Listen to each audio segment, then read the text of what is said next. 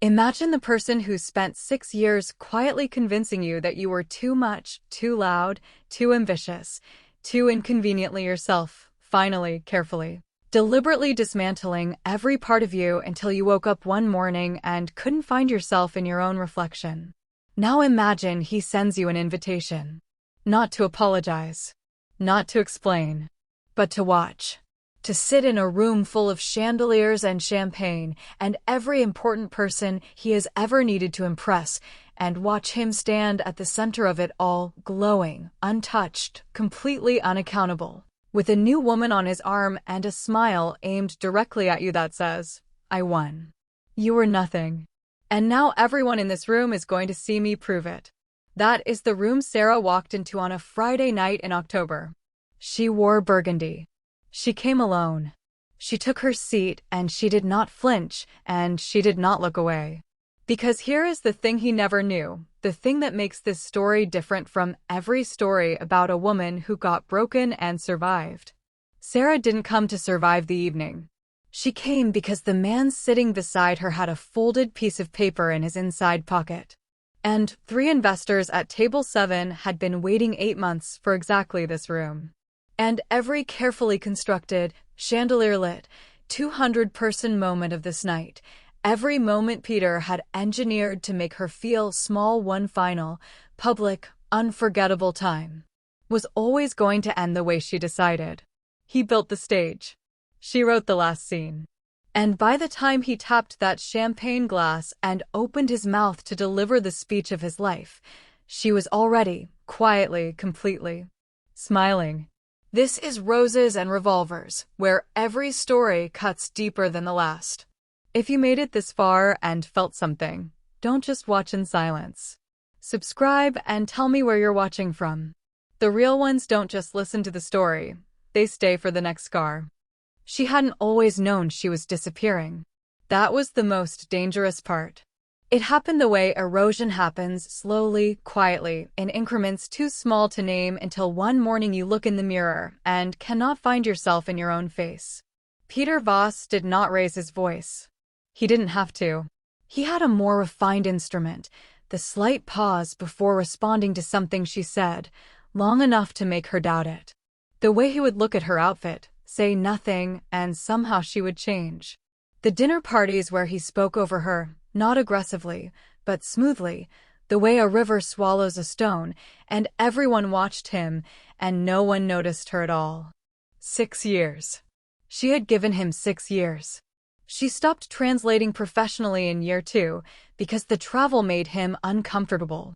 She stopped calling her mother every Sunday because the calls made her emotional, and he preferred her even-keeled. She stopped wearing red. Stopped finishing her own sentences in rooms where his mattered.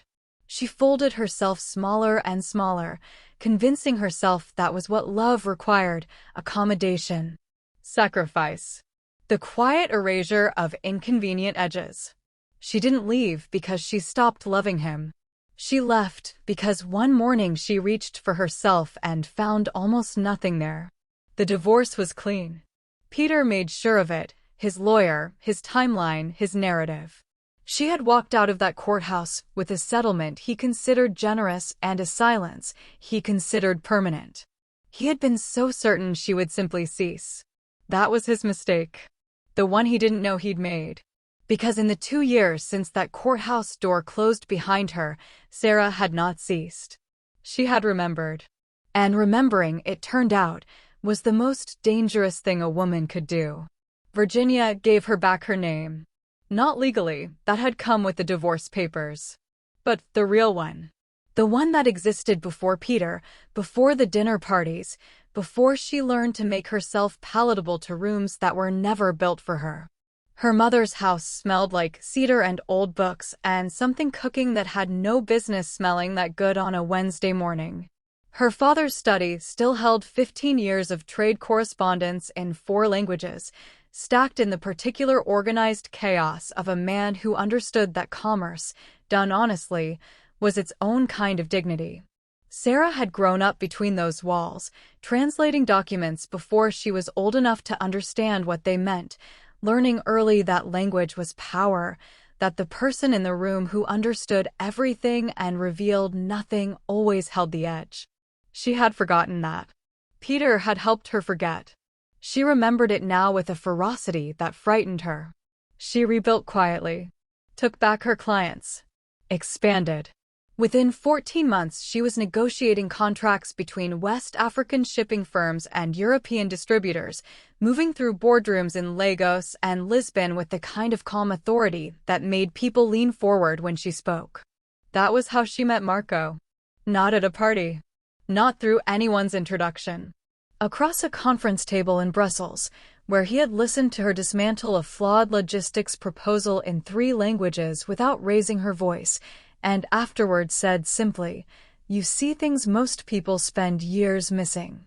He was quiet in the way that oceans are quiet. Still on the surface.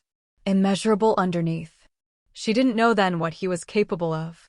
She didn't know that Peter, across an ocean, was already planning the night that would make it matter.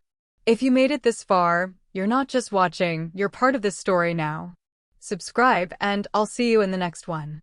She did not dress to compete. That was the first decision, and it was the most important one. No armor. No performance. She chose the burgundy dress because she had loved it before she ever needed a reason to, because it was the color of something reclaimed, because when she looked in the mirror that evening in the hotel suite, the woman looking back at her was not preparing for battle. She was simply arriving.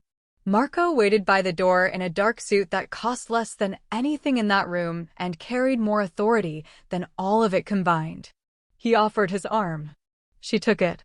They said very little in the car. They had learned, in the way of people who understand each other without effort, that silence between them was never empty. The country club announced itself the way Peter announced everything, loudly, expensively, with great attention to who was watching. Valets. Photographers. 200 guests assembled like a performance of success. Crystal catching the chandelier light. Laughter tuned to exactly the right frequency. Peter saw her within 30 seconds of her arrival. She watched his face move through 3 emotions in the span of a breath: surprise, then something cold and calculated, then the smooth recovery of a man who had never once lost control of a room. He crossed toward them with a smile that didn't reach anything real. He shook Marco's hand, looked at him the way men like Peter look at things they've already decided don't matter, measuring, dismissing, filing away as irrelevant. "Glad you could make it," he said to Sarah. Not to Marco. Through Marco. Marco smiled and said nothing. And Peter, satisfied, walked back toward his audience. He had just made the last mistake of his professional life. The speech began the way Peter began everything, with the room already his. He tapped his glass once. 200 people fell quiet with the trained obedience of those who understood, instinctively, who held the gravity in a space. He stood at the head of the room in a white dinner jacket that had been chosen, Sarah knew, with the same deliberation he applied to everything designed to be remembered. He spoke about his fiancée first. Noemi. Young, luminous, watching him from the front table with the particular adoration of someone who had not yet learned what it cost. He spoke beautifully. He always spoke beautifully, and the room responded with warmth and crystal and applause that filled every corner. Then he paused. That pause. She had forgotten how precisely he weaponized silence. Every great destination, he said, his voice carrying that careful, intimate register that made 200 people feel individually addressed, requires a few detours along the way. Soft laughter. Knowing looks exchanged between people who knew the shape of what was coming without knowing its name. His eyes found hers across the room. Some of us just took the scenic route to get here. A smile. Generous. Devastating. And I think we're all better for understanding exactly what we didn't want. The laughter rose. Comfortable. Complicit. Sarah did not move. Did not blink. Did not give him the flicker of reaction he had architected this entire evening to produce. She simply held his gaze with an expression so composed it almost looked like pity. Under the table, Marco's hand rested calmly beside his water glass. She watched him unfold a single piece of paper. Smooth. Unhurried. Like a man who had been waiting a very long time to set something down. Stay with me until the end, because this story will shock you to the core. Before we continue, don't forget to like this video. Hit subscribe and comment where you're watching from. Now, Marco stood up the way tides come in, without announcement, without urgency, with the absolute certainty of something that cannot be stopped. He did not tap a glass. He did not raise his voice. He simply rose, and something about the quality of his stillness pulled the room's attention the way a sudden silence pulls the ear, instinctively, involuntarily, before the mind understands why. "Forgive the interruption," he said. Quietly. Pleasantly. In the tone of a man interrupting nothing more consequential than an afternoon stroll. "I believe some of the gentlemen in this room have a right to certain information before the evening concludes." Peter's smile held. Trained reflex. But his eyes changed. Marco set the paper on the table with the care of someone who understood exactly what it contained. The Meridian Logistics contract. 12.4 million, represented to 3 separate investors in this room as fully secured and operational as of last February. He looked up. Calm. Unhurried. It was not. The due diligence was fabricated. The primary carrier had withdrawn 6 weeks prior. The financing was misrepresented to every party who signed. The silence that followed was not the comfortable silence of Peter's pauses. It was the silence of a room recalibrating everything it thought it knew. 2 men at the far table exchanged a look that contained an entire conversation.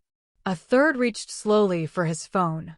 Noemi's expression shifted, confusion first, then something worse, the particular look of a woman beginning to understand she had been a prop in someone else's performance. Peter's voice came out controlled. "Barely. I don't know what you think you." "I have the documentation," Marco said simply. "All of it." He looked at Peter then with something that was not quite pity and not quite contempt. Something far more permanent than either.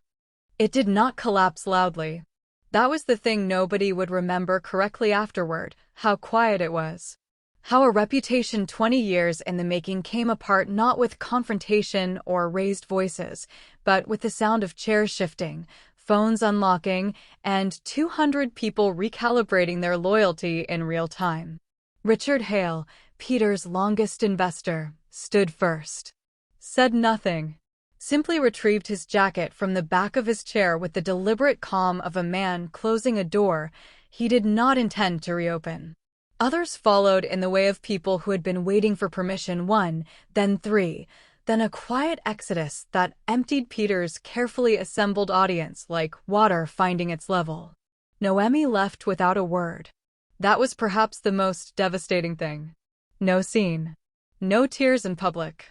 She simply gathered her wrap, looked at Peter for a long, final moment with eyes that had finished believing something, and walked out of the light he had built for her.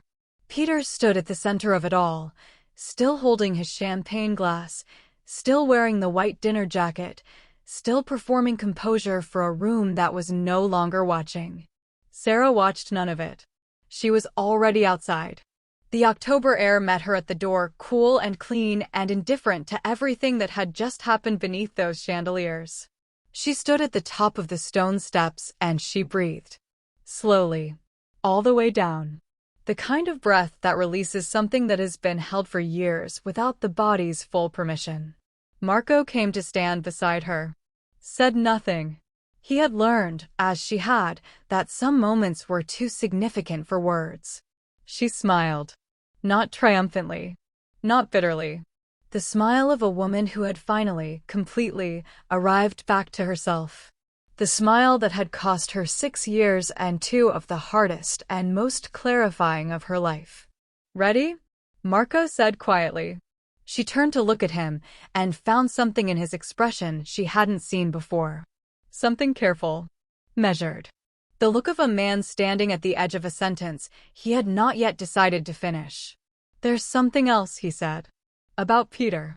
Something I didn't put in the documents tonight." The night air moved between them. "Something you need to know before tomorrow."